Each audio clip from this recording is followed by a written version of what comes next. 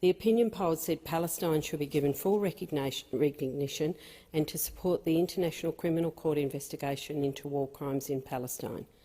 I saw with my own eyes the impact of Israel's military occupation of Palestine. I watched children being tried in military courts. These did not meet any of the basic standards of a fair trial. This process ends with a 99% conviction rate for Palestinians can hardly be deemed just.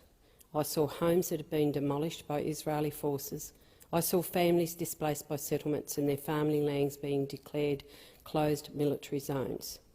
I stood beside the 9-metre-high concrete wall that Israel has built, twice as high and 4 times as long as the Berlin Wall, which rips apart Palestinian neighbourhoods and annexes Palestinian lands. Military occupations are inherently brutal, but they are never supposed to be permanent. Military occupations must be opposed whether in Ukraine or in Palestine. A recent report by the UN Commission of Inquiry found that the Israeli occupation is unlawful under international law. And I'd like to quote Commissioner Chris Sidoti, formerly of the Australian Human Rights Commission. The actions, and he said, the actions of Israeli governments reviewed in our report constitute an illegal occupation and annexation regime that must be addressed. The international system and individual states must act and uphold their obligations under international law.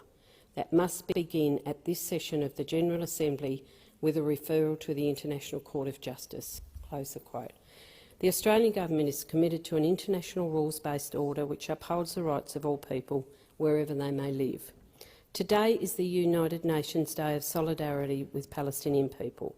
This day exists to call on the international community to not just to speak, but for us to act.